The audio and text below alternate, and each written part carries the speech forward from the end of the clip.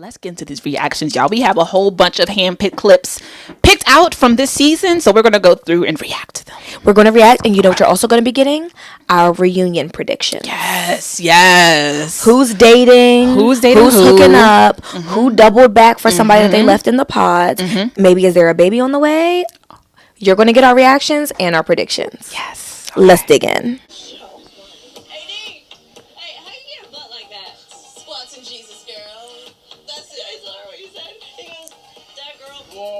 She's pretty stacked. I'd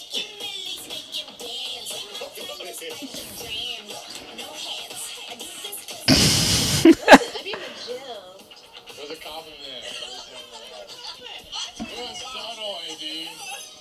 I didn't get you defensive. I said it in the most respectful way. It's subtle. I'm crying. No, yes, watching Jesus girl. Now I see what you're saying. I see what you're saying from this clip alone. I see what you're saying. At first, I viewed it as confidence, but yeah, for her just to be flexing like that, like she's making it. You're dragging it right now, and you don't even want this man. You don't want this man, but you're right slurping up this validation right now. I think that's a little disrespectful too to do it in front of all those guys, in front of her, shaking your ass. What? In front of all these, the same way that she came for Sarah Ann. Keep that same energy, girl. Now I love AD. This is not to say that I don't like her, but I see what you're saying.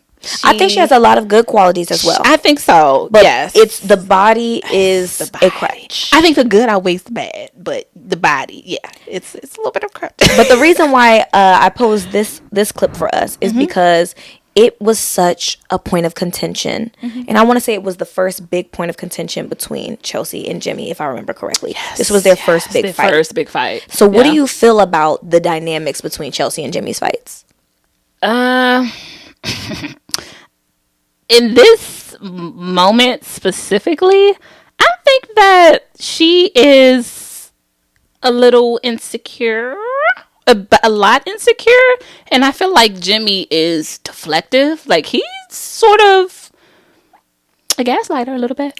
Well, actually, no. Okay, sorry. Take that back. He plays victim in a lot of situations where he needs to take ownership for. So I feel like that dynamic doesn't really balance each other out. We have someone who's insecure and super sensitive, and someone who plays victim. It's like they know why they're at fault, but they're not going to ever admit to it. So it just don't balance each other out. It don't balance each other out. That's tea. That is tea right there. Yeah, I think that's what he gets. And I think we're going to see throughout the season that Chelsea, she's a people pleaser. She has people pleasing tendencies. Very much so. And so she doesn't speak up when something bothers her the first time. Because she later finds out, she tells him, right? He whispers it to her privately. Hey, like AD, she's a stacked woman. Yeah. She could have privately whispered back to him, why do you think that it's appropriate for you to say that to me? And kept it pushing. Right. She chose to say, oh no, babe, it's fine. And then called AD's attention to it. Yeah. Same thing when she found out that he had a sexual relationship with his friend. She said initially, hey, I'm friends with my ex-boyfriend. I don't have any room to talk. She said that to his friend's face. And then after the fact had the issue. She has to double back every time because she never stands firm the first time. And that's why I say it. I agree with you that it is insecurity and it's people pleasing. Yeah. And girl, that's going to be your demise every single time. This is what you cannot do. You cannot lower your standards so that you can get a man, because in order to keep that man, you're going to have to maintain those low standards. You're not going to be able to raise them. So have the standards, and this might mean that you, quote unquote, miss out on some men, or that those men miss out on you. Have your standards so that you know that the person that you're with meets the standards. Don't lower them and then try to just make do with what you get. Because what she should have said initially is, hey, the way that you talk about other women is going to be a big deal to me.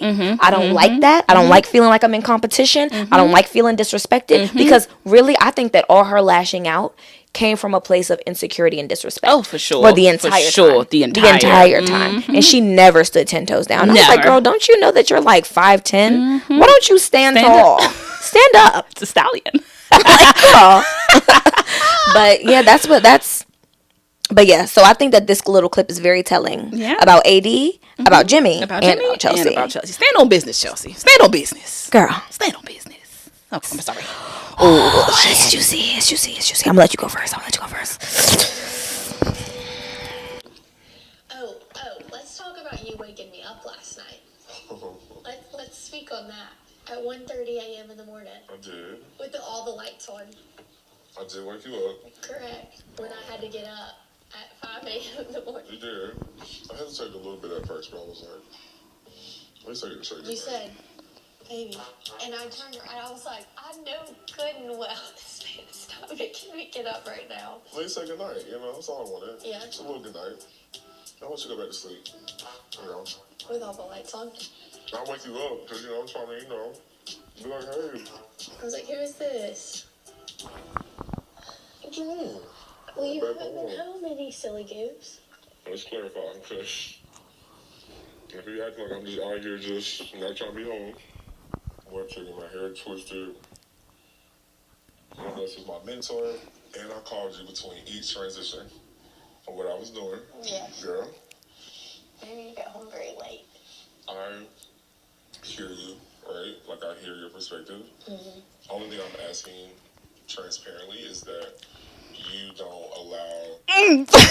I'm so sorry. He speaks to her like he's in a meeting. Literally. He speaks to her like she is his subordinate and he's his supervisor. And anytime she brings up a complaint or voices a feeling, he has to analyze it through a very narrow logic lens in which there's only one right and one wrong. And his lens is, and I'm going to tell you why you're wrong. Even the way he says, I hear you. He gaslights the hell out of her.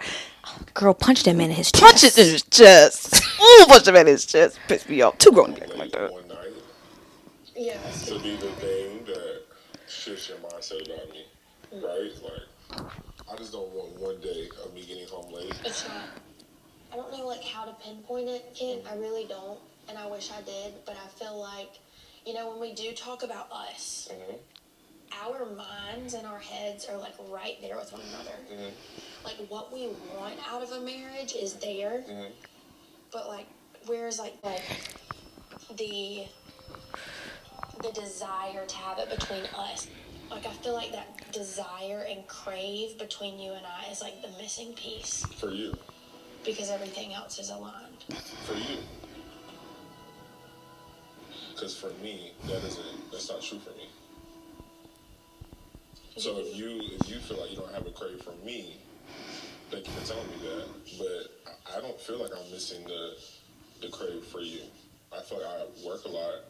There are times where I am trying to be affectionate to you, and you may feel like you don't want it at the moment. Normally, like, when I kiss you, it's like a kiss and you just go back. So much. So cool. I'm a respectful man. I'm not gonna force myself or push myself up on you. I'm gonna take what I see to be something that you are comfortable with, or a way that you are comfortable with, like, proceeding. Yeah. But even last night when I woke you up, I was trying to be very affectionate. You pushed me off you. I was in that mode and you weren't. So when we talk about, like, why are certain things not progressing, we're gonna also be introspective about the parts that we are playing too. I think we can stop it right here. Wait, No, keep because going. we need to see how quickly. I think we need to see how quickly they dissolve. Okay. I think give it 2 seconds. Being introspective about the role that you have played for me as a man in regards to that level of intimacy. Because, like, last night I did want to not to do anything, like, sexually, because we have been going true with this vow that we made to each other and to God. But I definitely came to you and just wanted to, like, love on you, since I did get home and you were sleeping before you went back to sleep, and you wasn't in that mindset. Can we just all just say, call it for what it is? Kenneth did everything in his power once when they returned back from vacation to sabotage this relationship. Can we just say it for what that is? What it is. He knew that he didn't want to proceed forward. I believe that he was scared. After that conversation with AD, he was scared. He questioned it. He was more so concerned about how other people would perceive the relationship, how other people would view that relationship, versus him putting on his big boy pants. He's supposed to be a principal, right? Putting on your big boy principal pants and having a conversation with her about race, about having children, how she would be as a mother, like her family dynamics, or how does she view it. But instead of being mature and being an adult, you decide to sabotage the relationship on purpose. He wanted that reaction from her. He wanted her to leave because he was too scared to end the relationship on his own. That's a hot take. That is a hot take. I think. What you think? To your point, I think that his reaction was very unfair. Yeah. But I think that his fault is that he made it her job to be prepared to be in an interracial relationship. Are you prepared to be in an interracial relationship, Kenneth? Because the same way that she's with a black man, you're with a white woman. Yeah. So why is the onus on her? Because she's white? The onus is on her to know how to raise black children. Do you know how to raise mixed children? When they have white friends or when they have to be educated on white privilege, are you going to be able to educate them in a loving way, or are you just going to talk down to them because they're white? That's where you're going to miss me every single time. If you try to put, and this is not a system, right? This is not systematic racism, and systemic racism, and I don't feel like she came with that baggage at all. I don't think so at all. I don't think that AD meant any harm with that conversation. Not at and all. I think that he didn't know how to handle it. Yeah. And he came and was like, listen, I'm black. Do you know how to deal with that? You're wrong. You're wrong. Yeah. You're wrong. Because she showed up for you. And if she doesn't know how to deal with that, if you love her, then you should help her. And yes, the onus is on you to educate your partner. But just as equally as it is on your partner to become educated. Yes. And I feel like he just did a cop-out. I just feel like it was a cop-out. Yeah. She never had any issue with you. She didn't make any microaggressions that we could see on the camera. None of that. Yeah. She said, this is a man of God who has the same values as I do and who believes in the same, the same relationship expectations, shares those with me. And for that, I want to move forward. Because it is Love is Blind, she came in open, and it wasn't her responsibility to do anything more. Yep. She said, I'm open to whoever it is. Should she have gone through a black man boot camp first? Like, I feel like he had such short patience with her. Yeah. And I hate that. I hate that. What do you think? I agree. I think that ultimately he was scared. I think that he more so worried about what other people thought. He was scared of how the relationship was going to be perceived from his loved ones, which is why he was just ultimately scared. He didn't ask those questions, those hard questions. And also, to another thing I want to point out, did you notice how he kept saying, like, black love, like, good black love, every time AD and Clay would come around? I feel like that's what he was used to. I think that he really did love her, but he was scared of how it'd be perceived from the people that he loved and from what he was generally used to. I think that was his first interracial I think he said it was relationship. His first time. So it wasn't her first time. It wasn't her first time. Yeah, but I think that ultimately he was scared. And I think that's a good hot take. I think that is a good hot take. The other thing that I have to say, and I feel like I gotta rep for my girls really quickly. I gotta rep for my girls because this touched me very deeply. Their whole struggle around intimacy. This touched me very deeply. And this is, tales do 20s. Tales do 20s. We got to tell our true tea. Yeah. And my true tea is that myself and my fiance as well, neither one of us has ever had sex with each other or anyone else. And keeping celibacy is an important part of our individual walks with God and our collective, having a strong foundation to our relationship. Yeah. So when she talked about the difficulties in feeling connected when not exercising intimacy, I felt that because that's real. Like connecting on a sexually intimate or physically intimate level, that is a big part of an adult relationship. Absolutely.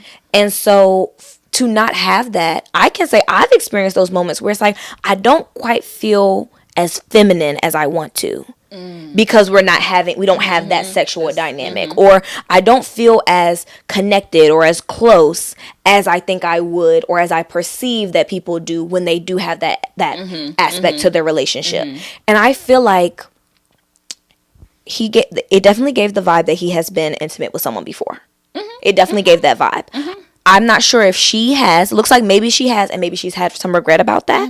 And so she wanted to approach this differently. And so I feel like he should have, not just him, but both of them should have talked about what are the ways that we can connect if this is our boundary. Because everybody who's celibate doesn't have the same boundary, right? Yeah. For some people it's hand holding, for some people it's hugging, for some people it's kissing, for some people it's second base, third base. For some people, it's everything but the butt. Like people got. I'm so sorry, but to be honest, people have different and I'm laughing now because it's like embarrassing. But with your person, it shouldn't be embarrassing. They should have had that real raw conversation to say, hey, I'm attracted to you. You're attracted to me. We want to explore this. How can we explore our relationship and connect in a way that still honors one another? But I feel like they ran from that.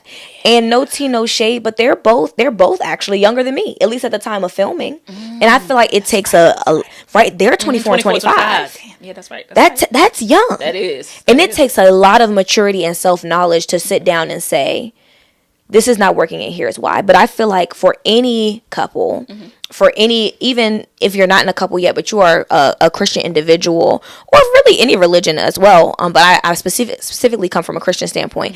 If you are not being sexually intimate, it is normal to feel a little distance.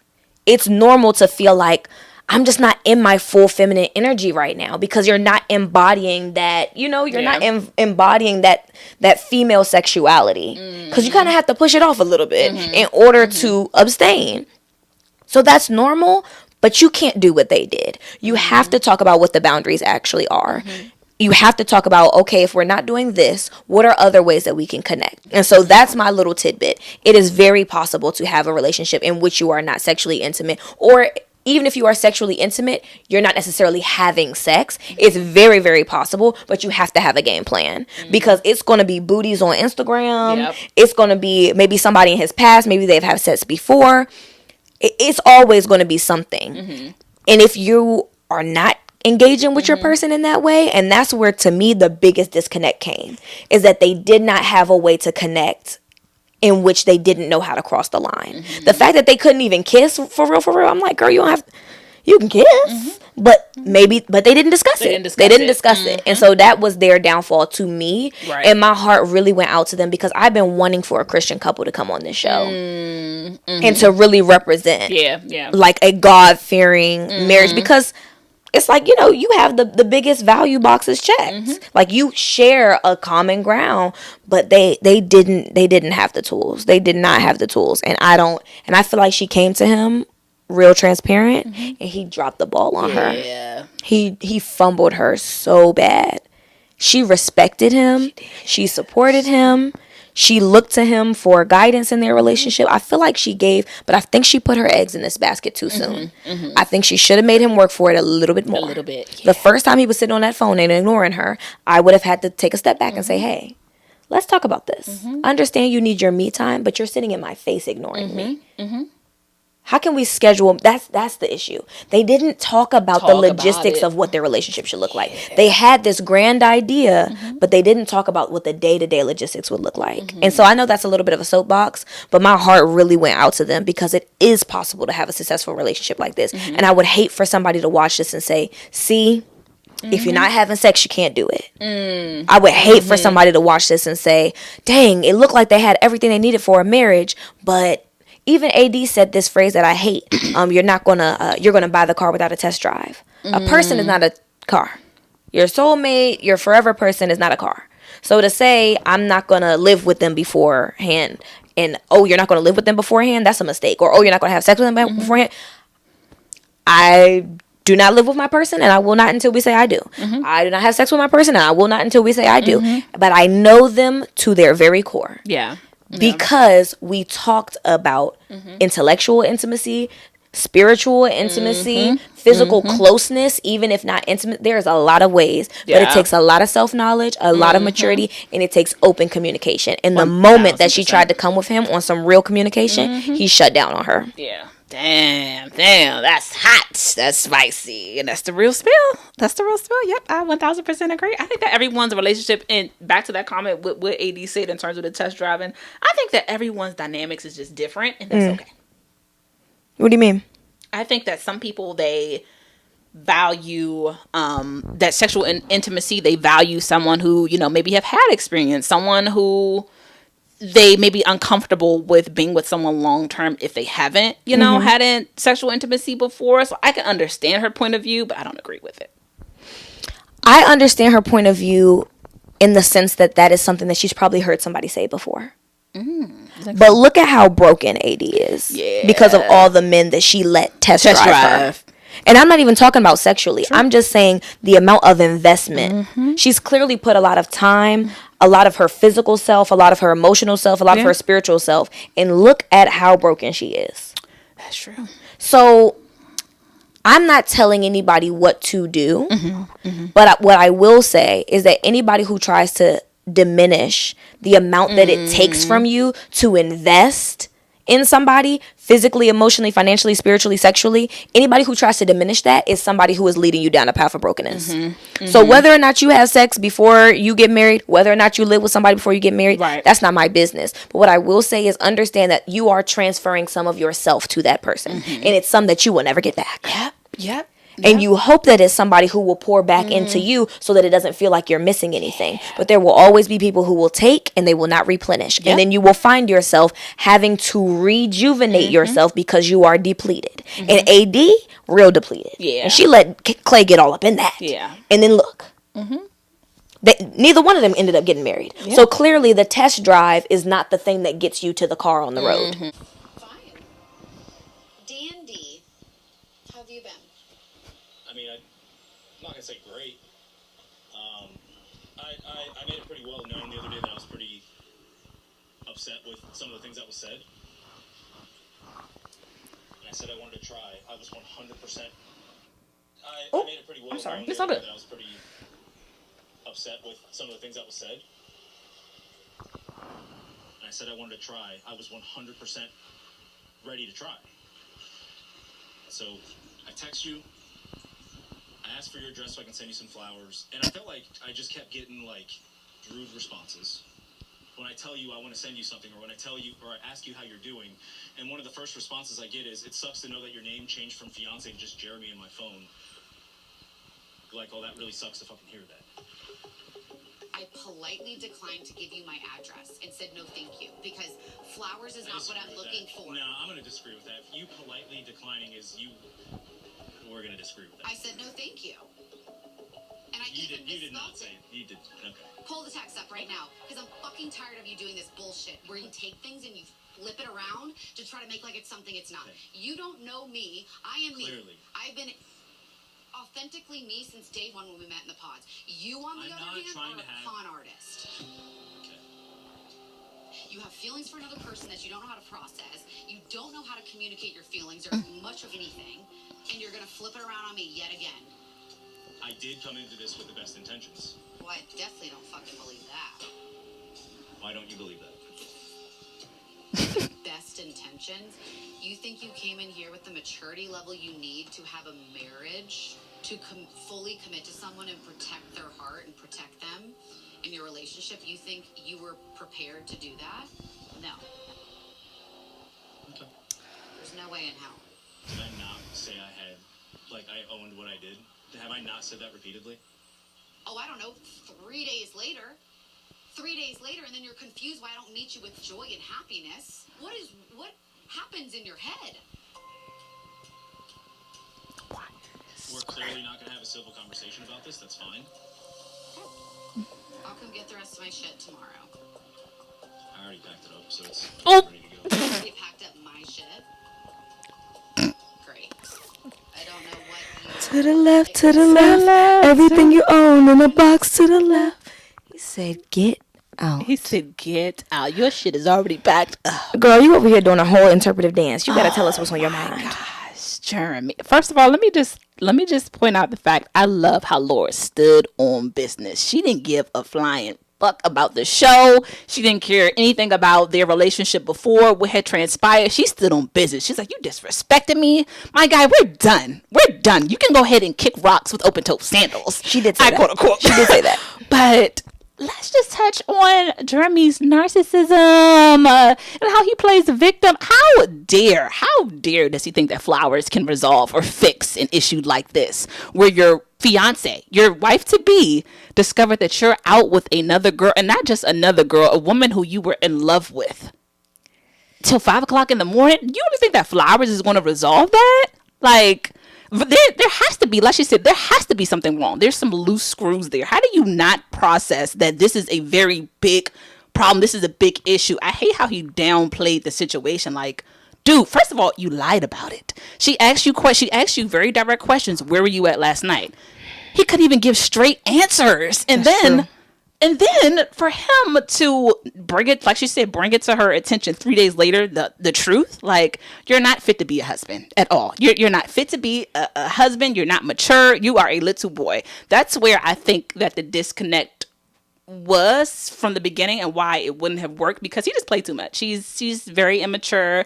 Laura, she's very assertive. She stands on business. She's super confident who she is. I hate that this happens to her, because she seems like such a sweet girl, and she just got played. She got played, and I hate that for her. Really? F Jeremy. Now, I don't know that Laura seems like a sweet girl. Really? Laura seems like a bulldog. Laura seems like she will chew you up and spit you out. And that's okay. All I'm saying is that gave you sweet girl. She gave me. She's still. She's confident in who she is. She does not play. She has. That give you sweet girl. It gives sweets. I think that in the pod she was super playful. She was sweet, but just don't fuck with her. Don't play with her. And she got played. He tried to play with her, and she's like, "No, I'm very sweet. I'm very giggly and bubbly, but don't play with me." I have to say, I did interpret Miss Laura a little bit differently. So I don't disagree with you on Jeremy being in the wrong at all. I don't. Yeah. But the way that Laura speaks to him is unacceptable. Yeah. She does not speak with the gravitas of a woman who's ready to be in a relationship. If you disrespect me, I'm going to quietly and calmly come to you and say, what do you have to say for yourself? Nothing? Great. So I've determined that you can't give me what I'm looking for. That's it. The way that she is belittling him and condescending to him and patronizing him and baiting him, saying that there's something wrong with him. And what I do agree with is whether he stood his ground. He said, we're clearly not going to be able to have a civil conversation, so that's it. And I appreciate that. On both parts. Now, I think that he's wrong with the situation, but I think the way that she brings up her issues is so condescending and it is so belittling. She's like, you hurt me, I will make you feel this big. And that is not how you have an adult relationship. Because people are going to hurt you. The only people who can hurt you are the people that you care about. Yeah. Because if I don't care about you, your actions are not going to impact me. You have to, it's like somebody can't stab you from 50 feet away. It's only those that are close to you that have the ability to hurt you. Analogy. So the fact that she's upset or that they didn't see eye to eye, that's to be expected. Yeah. But the way in which she just goes for the jugular, and I say this as somebody with a whew, I got a mouth. I got me a mouth. And so when I determined that I did want to be in a serious long-term relationship that is loving and respectful, I have to be loving and respectful, even in the face of conflict.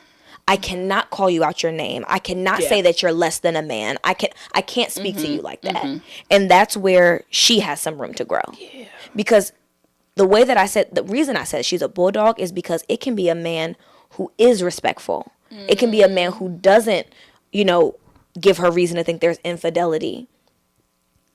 But if you have any level of disagreement and this is what you go to, I'm going to hurt you because you hurt me. Yeah. I'm going to cut you down to 5 inches. You can't be in a relationship. And but I agree with you wholeheartedly that Jeremy definitely, he did not take any ownership for what he did. Even when he said that he tried to admit it, admitting is not ownership. And he tried to get away with it as long as he could. And then when he couldn't get away with it anymore, then he fessed up. That's not the same thing as ownership. Yeah. So I agree with you on that. I agree with you on Jeremy. But on Laura, and I'm saying this not because she's at fault in this, but because I think that strong-headed women, that's something that we have to learn if we're going to be in successful relationships. Not just with men, but with women. Yeah. I've had a girlfriend come at me sideways. And I was like, she had another friend who I think personally let her punk her a couple times. And I said, listen, I'm going to just call her Susan. I said, I'm not Susan. You're not going to go speak to me like this. So if you think you're going to come out the side of your neck like this, you better go talk to Susan. Because with me, you're about to get my mouth. And the way that she looked when I read her for filth, she looked like she was about to cry. She looked like she was getting red in the face. And I'm like, listen. but you just can't let yourself go there with people that you care about. Yeah, You cannot yeah. meet the people that you care about with as much vitriol and just venom as you do with the people who you don't give a crap about. And that's where I think that the wide vocabularied, strong-headed women, we got to watch how we voice our anger. Because even a good man will run away if that is how you 1000%. voice your temper. 1000%. Now he trash, Yeah. him trash, Right, trash. I right. agree with you, trash. But I just put a little tidbit out there because I know some of our internet cousins. I know that y'all probably got a slick mouth. I got a slick mouth. You'll cut them up. You be like, let me tell you, your mom. What's she about to say? I saw this girl say the other day. She said, "You're bitch bread." She said, "You're made." She Ooh. said, "You're made. You was Ooh. raised by it." Ooh. Yeah. Yeah, some of our mouths out here is just treacherous. We I gotta said, learn. hold on now. Damn. Yeah, we gotta learn how to shut it up. We gotta learn how to shut it up and know. You just gotta take stock. What do I want? What do I want left once the dust clears? Rubble, or do I want a house that's still standing? Yeah. Because if you don't care, burn it all to the ground, girl. Exactly. But if you plan on making a home with this man, Literally. you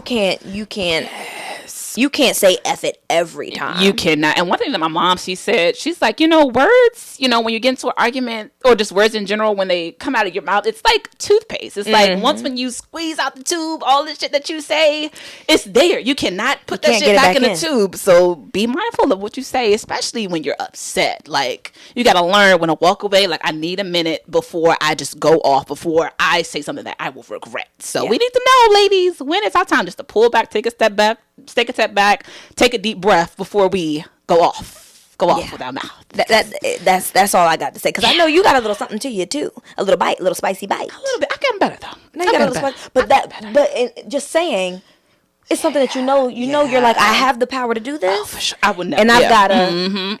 Yeah, I can't. Yeah, I can't because once she realized that he wasn't worth her time. yeah. Walk away. Yep. Walk away. Prayer. Yes. Let's see. Let's unpack this. Let's unpack this. Okay. If love is blind. We gotta go full screen for this one. Okay.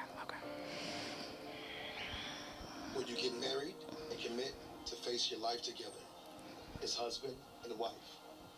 Or will you walk away forever? My heart is like vegan. Oh.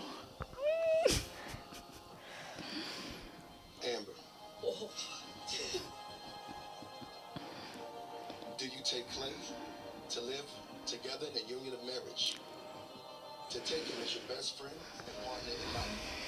Honor, cherish, and love him from this day forward, for better, for worse, for richer, for poor, in sickness and in health, for all of your days.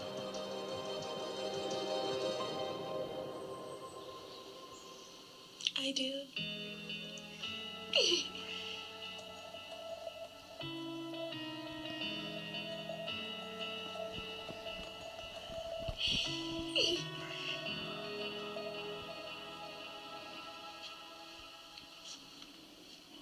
Clay, do you take Amber to live together in a union of marriage? To take her as your best friend and partner in life? To honor, cherish, and love her from this day forward, for better, for worse, for richer, for poor, in sickness and in health, all of your days.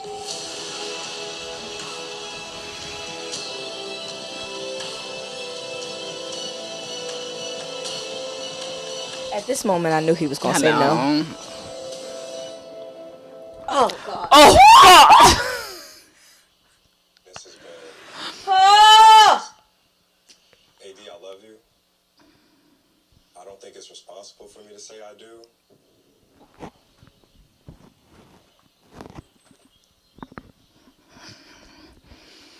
But I want you to know that I'm rocking with you. I just don't think it's responsible for me to say I do at this point when I still need work. I still need to get to the point where I'm 100% in. And I'm not going to have you over here thinking that this is not going to work. I'm going to put the work in for you. and we'll go through this together. We're about to slam laptop shut off that one. Slam laptop shut. I'm gonna let you unpack this first, Brooke. What is your take on AD and Clay at the altar?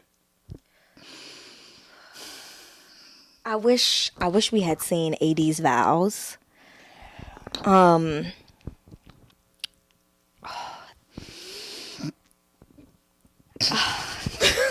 There's just so much to say. It's so much. Oh Lord, I'm trying to hurry up, but like I can't even.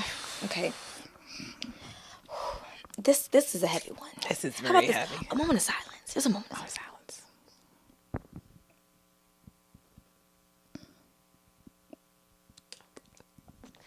Okay. All right. Okay. So the first thing that I have to say is I don't villainize Clay. I don't villainize Clay because I truly think that his mom said it best. The baggage that he has around long-term relationships. The fact that he was a child and he witnessed, he didn't even know what he was seeing. That his dad made him an accessory to his adultery. And he's clearly never healed from that. Never. And I don't think that that's even necessarily, he didn't give me the vibes of infidelity, but he gave me the vibes of, I don't know what I'm capable of, and that scares me. And I think that that's something that he needed to work on. And something that he still needs to work on. His mistake is that he waited until the altar to say all of this. Why didn't you say this before? And what I will say is there are a lot of examples in the show of him trying to tell her, I'm not sure. And she tried to just smooth it over. And that's why I said she's so desperate for that love and that validation. That he told her several times that I have my reservations about marriage because I've seen this and it didn't work. And she tried to tell him, like even when his mom, or was it her mom? I don't know. One of their mothers tried to say, hey, 20 plus years of marriage is still a success. That's what her mom said. That's what her mom said. And even when Tia from Tia and Tamara recently split from her husband, she was talking about redefining the success of marriage. And she was like, she was saying that the fact that they remained together for so long and raised healthy, happy children and all that she doesn't count their marriage as a failure because these things came out of it. I don't necessarily agree because at the altar you say, till death do us part. That's the goal, right? That's the standard. So to fall short of that, I can understand why somebody would say that it's a failure, especially if infidelity was involved. But I'm saying that, I'm bringing that up to say that people, anytime he voiced that, people tried to talk him out of it. People tried to encourage him and say, hey, but if he didn't believe it in himself, if he's having doubts about even the institution of marriage, how do you think he's going to get up here and say, I do to you? What is he saying I do to? If he says, I have yet to see a successful marriage and I don't know that it's possible, what would he even be saying I do to? But his mistake is that he didn't say it before the altar. Her mistake is that when he expressed his doubts, she did not listen. So I do not villainize him because I do think that he gave it 100% because she asked him to keep working on it. He said, I'm going to work until the very end, and that's what he did. But he thought that he was going to say no to her at the altar and they were still going to have a future together. That was his mistake. And he even says, he says, I feel so stupid because I don't think that I realized the gravity of this decision today. He thought it was just, am I getting married today? She said, am I getting married, period, to you? Are we having a relationship? So they had completely different stakes. And I think, again, they didn't talk enough. They was too busy humping. Yeah. 1,000%. My mother watches this show. And so, you know who I am. Don't judge me. Mom, hey, love you, girl. But they were too busy. Like bunnies. Yeah. And the reason I say that is because from the honeymoon, every time she saw them, she asked people what they're having sex. She was focused on the wrong stuff. Thing. I think she thought that she could sleep her way into, like, I think that she thought if I just garner enough affection, he'll finally see that I'm the one. That's why I say it. She's giving me big insecurity vibes. I see it. I see you see where what you're I'm coming saying? from. I see where you're coming from. But my thing is this. Yes. Clay. Yes. I'm not trying to victimize him by any means necessary. But why did you come on the show? Again, I said this earlier. He knew that he had some deep rooted shit that he could not resolve, that show of a woman could not resolve. Why sign up to come on the show knowing that there is a woman out there looking to get married, or that you would likely find a wife or find someone that you're interested in, and vice versa? Why even waste your time? It was flat. It was so many red flags, from the pods all the way down to vacay, all the way even down to right before they said I do. Why? And my thing is too, why would you even proceed with the wedding knowing that you were going to say no? I don't understand that. You knew that she was 100% in it. Why even put her through that? If you love her so much, to your point, he should have said it before breaking her heart. That's what really pisses me off, is what you knew deep down that you weren't fit to be a husband.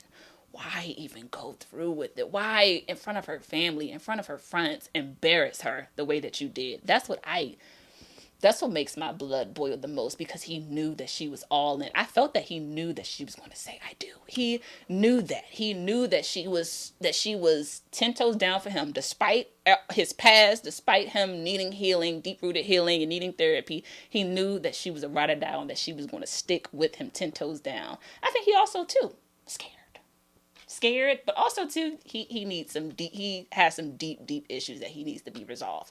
Don't come on the show if you're not ready now, or if you're not ready at that point.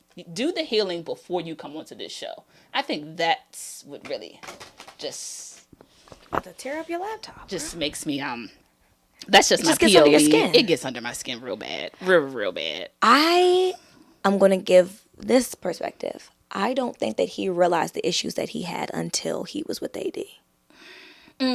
Because I got the vibe that he never considered, I got the vibe that he was never in a relationship that he saw the potential of going towards marriage.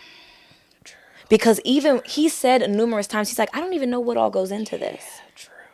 And he said that he said that he was growing. His friends said that he was growing. His mom and AD both saw these characteristics arising in him. So I don't think that I think it's possible that he's never had to confront those parts of himself before. Yes. You bring up a good point, because AD also said once when he came into the room to console her after the marriage, she said that I feel like you use me as a passageway. You use me as a sacrifice. As a sacrifice. Exactly. Yes. Very true. But here's where AD I call BS. You said 15 million times, if you stick with me, you'll be the best version of yourself. If you stick with me, I'll take you to the moon. I'll mold you. I'll shape you. You the one who pulled out your boob and tried to breastfeed this man and raise him as your own child. Yeah. That was on you. That was on her. So don't try to come in here and say that he chose you as his sacrificial lamb to becoming his best self, because he did not break up with you. Now, whether or not you felt that embarrassment was enough, was so much that you could not come back, it was insurmountable, that's your discretion. Yeah. But he did not break up with you. He did not say, oh, now that I'm a better person, I don't think you're the one for me. In fact, he said the opposite.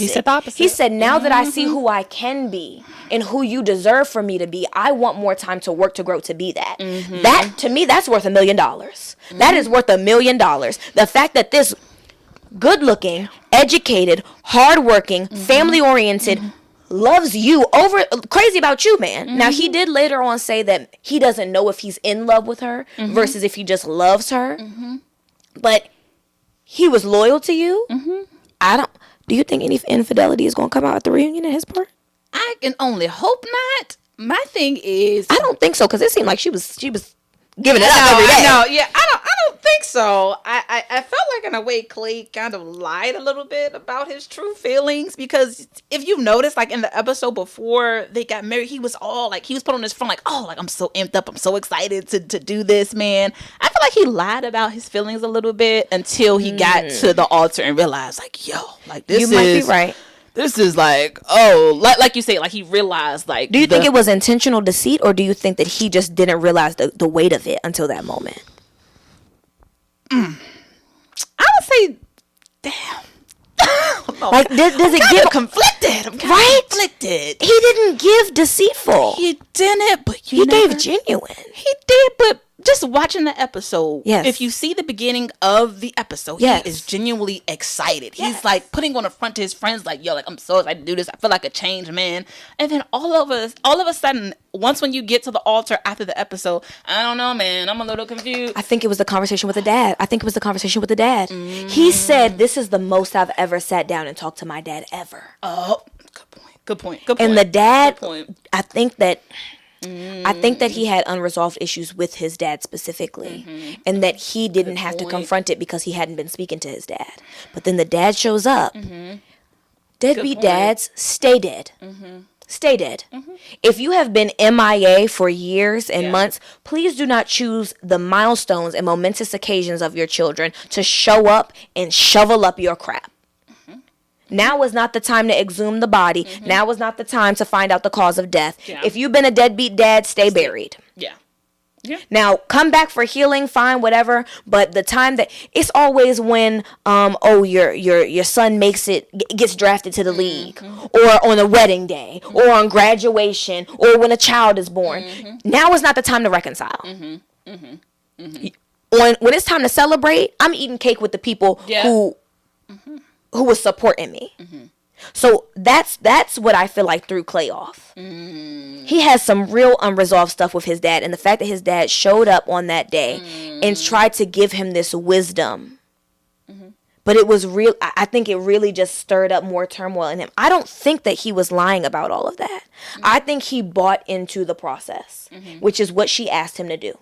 He said, I have my doubts, and she said, keep going, keep trying. I really truly feel like she gave him all that he had. I don't think that what he had was enough, but I think he gave her all that he had. Good point. Yeah. I forgot he had that talk with his dad. Had that talk with his dad. Before. And his dad essentially told him, if you don't think that you can win, you won't. What a stupid thing to say. Stupid thing to say. Right before your son walks down the aisle. Stupid thing to say. Damn, I totally disregarded. I thought that. I don't know why I thought that was after. It was before. It was before. And of course, Clay is thinking, okay, well, this is someone who felt sure, and it still didn't work out. So if I don't feel sure, I have no choice. I have no chance for it to work out. Do you see what I'm saying? I see it. That's where I my heart goes out, because I truly saw that at the end, Clay did not think that was going to mean the end for them. He didn't. And he said at the altar, he said, why does the timeline matter? He said, it's me and you. I'm not giving up on you.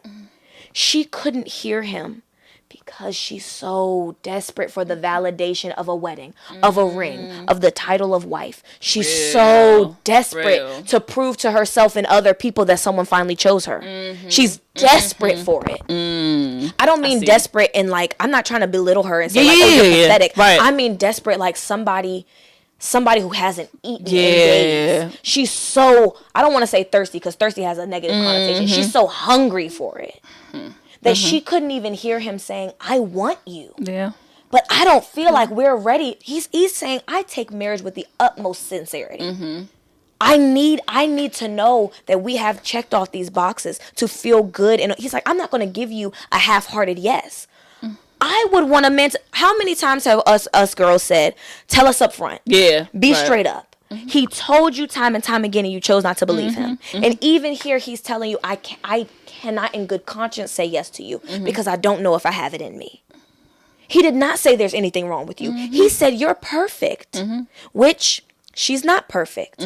But I think that's the problem where one partner has a lot more issues than the other. They didn't have time to work on her issues because they were so busy working on his.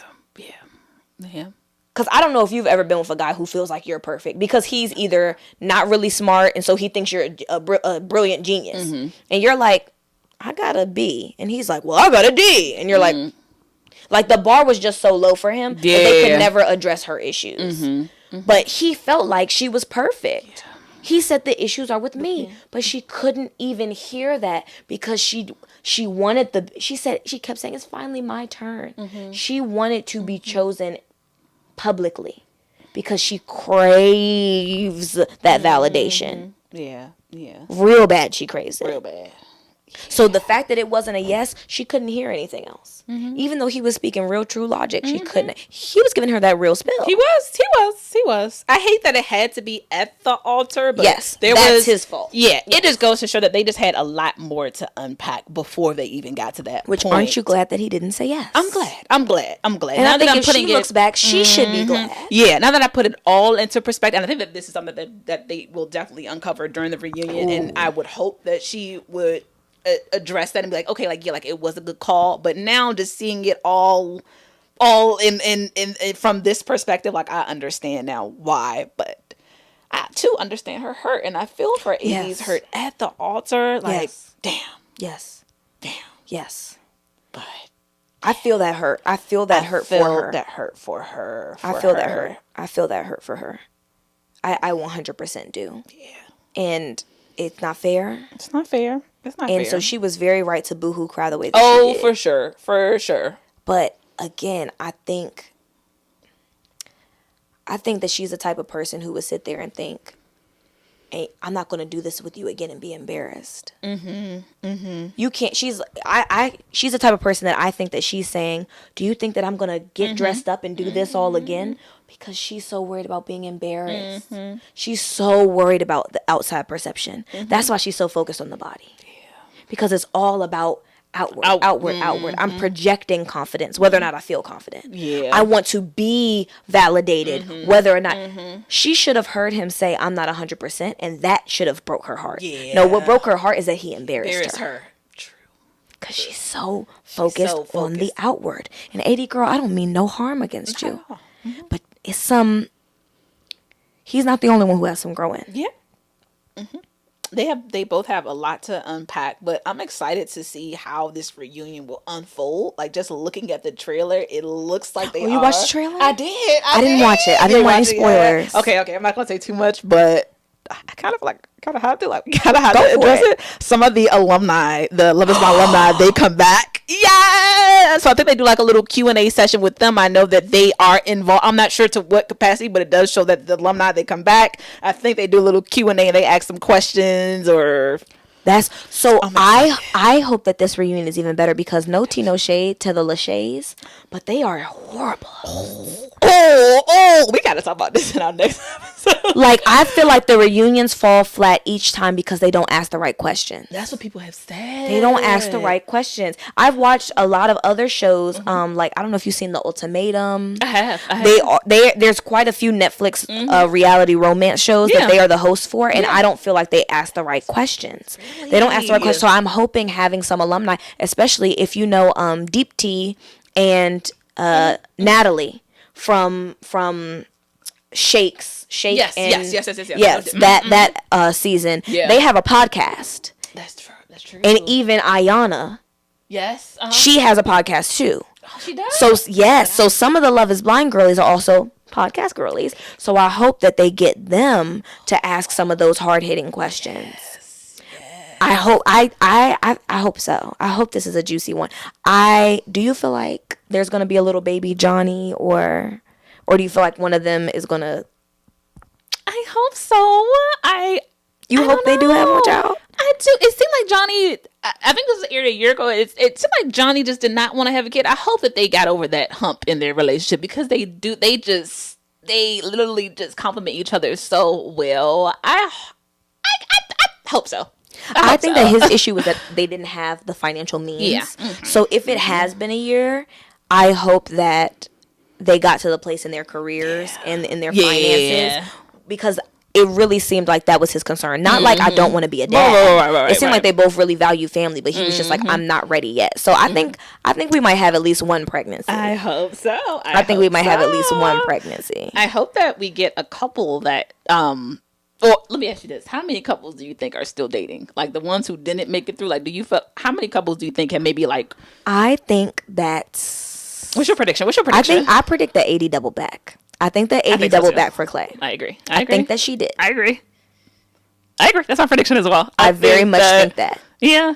Because they had the support of their families. And even their moms were not... Because at the end, she was like, I don't want to bash this man because I love him. So I think that once the embarrassment cools off, she, especially if he has taken some time and gone to therapy or something like that. Now, whether or not they're still together, I'm not sure. But I think that after the altar, they did probably go back and try to fix something. I think so too. I think so. I think that Sarah Ann and Jeremy will have hooked up. Now, whether or not dating, I don't know. But I think that they will have hooked They did up. that before. Then they did that when they cheated. I mean, they did that. Didn't cheat. Please, I think he's lying. For him to be out all them hours, you mean to tell me that he ain't? They were out for. She said from 10 o'clock p.m. to 5 o'clock a.m. You think all he doing is talking? He wasn't just with her all those hours. He was with her at 2, from 2 to 5. It was 3 hours unaccounted for. Now I don't know, but I think that they will have hooked up. Yeah, I think they will have hooked up. I think so too. Do you think they're together? They both slimy, grimy, so maybe. Grimy, yeah. Maybe. I don't know. I feel like that's. What a about question mark. Chelsea and Jimmy? I think that Chelsea is going to be in tears on this daggone show. I think so too. I think that they're done. I think that she may want to experiment, or she experimented with what's his face, the big guy, the muscle dude. You might be right. I think she may have resorted into trying to. He had like psoriasis real bad. Really? I didn't have his scalp was red the whole time. Oh, I think he had a mullet in the pods. Yeah, but then when he came back, it was But anyways, but no, she might have doubled back on him. I think she may have doubled back on him. But I hope he has more self-respect than that. Don't be that girl's second choice. Yeah, I agree. But I think that Jimmy is done with her. I think Jimmy is done. I think Jimmy is probably with one of them friends. I think Jimmy's with Jessica. I don't want to. I hope not Jessica. But I don't understand why Jimmy reacted that way when she talked about him having slept with her with his friend. He acted very dumb. Oh yeah. Like, even if she does still talk to her boyfriend, she's not. Her issue is you hang out with your female friends without me. And I hope that they bring that up on the reunion, because I think that that's an important distinguisher to make. Even if you do have friends of the opposite sex, what boundaries have y'all crossed in the past? What's your history? And then what are the expectations now that you're in a relationship? I hope that they touch on that. Because I think that's a topic that even we've talked about a little bit. And we'll talk about even more. Because we got some stuff to say. We do have some stuff to say. But that's for a later time. Yes, it's for a later time. But for today, I'm Brooke. I'm Cameron. And this is A Tale of Two Twenties.